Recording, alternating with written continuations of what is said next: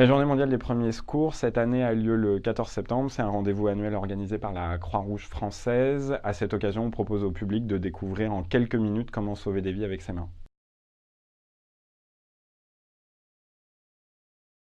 Si tous les témoins d'un arrêt cardiaque passaient à l'action, réalisaient les gestes de premier secours, on pourrait sauver 3 fois plus de vies, 8000 personnes en plus chaque année. Et puis dans 9 situations d'urgence sur 10, on réalise ces gestes auprès de proches, la famille, les amis, les voisins, les collègues. C'est d'autant plus important voilà, d'être préparé à réagir. On peut apprendre en 2 heures à faire face à 4 urgences vitales. On apprend à réagir face à une personne qui s'étouffe, les claques dans le dos, les compressions abdominales, dites les manœuvres d'Heimlich. C'est le geste qui sauve le plus de vies et ça s'apprend en quelques minutes. On apprend aussi à faire face à une personne qui présente une hémorragie avec là aussi quelques gestes simples qui peuvent sauver la vie d'une personne. Et puis il y a comment réagir face à une personne qui est inconsciente et qui ne respire pas. Le massage cardiaque, la pose d'un défibrillateur qui peuvent sauver des milliers de vies chaque année. Face à une personne qui est inconsciente et qui ne respire pas en situation d'arrêt cardiaque, on apprend d'abord le massage cardiaque. Le massage cardiaque, c'est avec ses 2 mains comprimer la poitrine de la victime pour suppléer l'action du cœur qui ne fonctionne plus. Et donc avec notre massage, on va permettre au sang de circuler dans l'ensemble de l'organisme et d'alimenter les organes en oxygène. Ça veut dire qu'on va comprimer fort la poitrine de la victime, on va relâcher d'autant pour permettre au cœur d'expulser le sang et de se recharger. Et puis, on va le réaliser à une fréquence de 100 compressions par minute. C'est le fameux rythme de Staying Alive.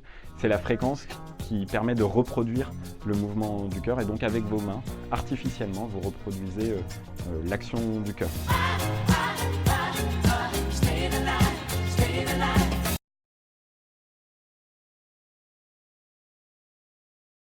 Le défibrillateur, c'est un instrument qui peut multiplier par 10 les chances de survie d'une victime qui présente un arrêt cardiaque. Ça équipe de plus en plus de lieux publics. Ce défibrillateur, c'est très simple, même si vous n'avez pas été formé à son utilisation. Vous l'ouvrez, vous l'allumez et vous vous laissez guider. Il va vous demander d'appliquer les patchs, les électrodes sur la poitrine de la victime.